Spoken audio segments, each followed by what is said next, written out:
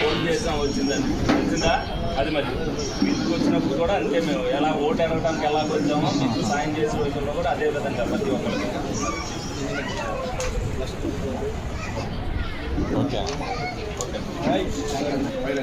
ఇమ్మంది కొండలరావు గారు,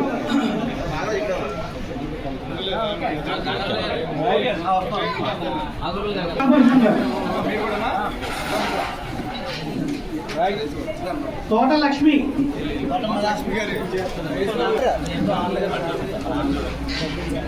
తోట లక్ష్మి గారు, నరకాని కిషోర్ కుమార్, కృష్ణ కిషోర్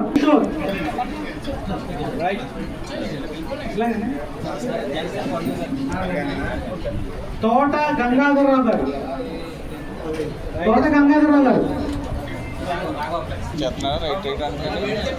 మిరిశెట్టి అప్పారావు గారు,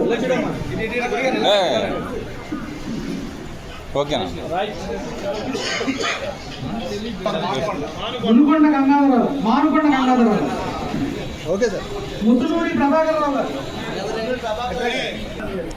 ముత్తునూరి ప్రభాకరరావు గారు, బెడతాని సూర్బాబు గారు,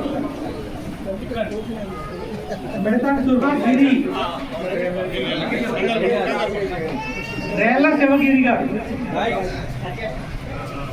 రేళ్ల శివగిరి గారు, ముడిమించి రామల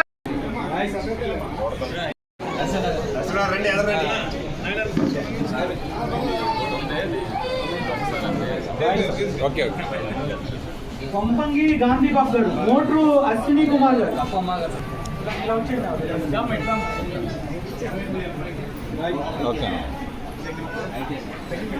మోట్రు అశ్విని, ముంగి రవి,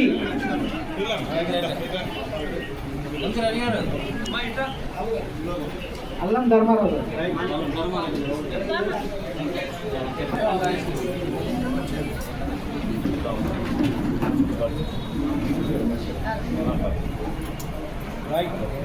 పట్టెం అప్పలరాజు, పట్టెం అప్పలరాజు,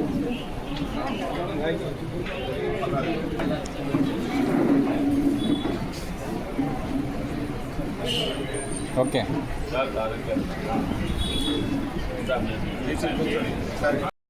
దండుకోవడం ఇప్పుడు కేసులన్నీ బయటకు వస్తాయని చెప్పేసి బీసీలో 2027లో పాదయాత్ర చేస్తారంట. 2027లో ఏమిస్తాడు?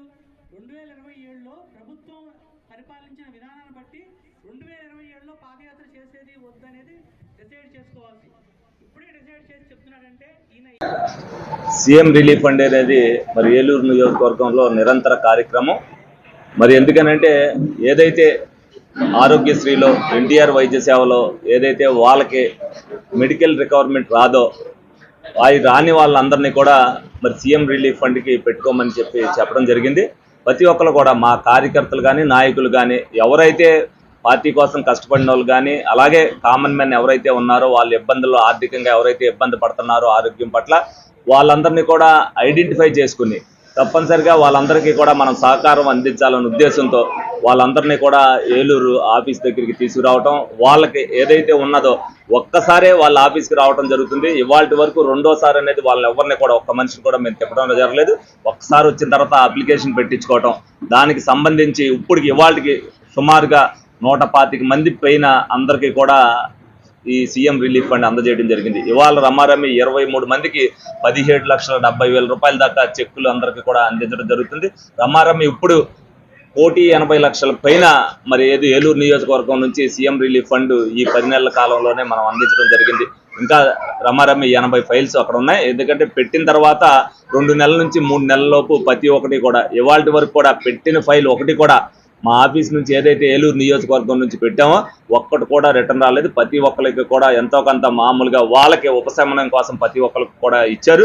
ఏదైతే చంద్రబాబు నాయుడు గారు ఎలక్షన్లో హామీ ఇచ్చారో ఆర్థికంగా ఇబ్బంది పడుతున్న వారికి మనం చేయూత ఇవ్వాలని చెప్పి డెఫినెట్గా విషయంలో ఏలూరు నియోజకవర్గం నుంచి వెళ్ళిన ప్రతి ఒక్కరికి కూడా అందజేయడం జరిగింది.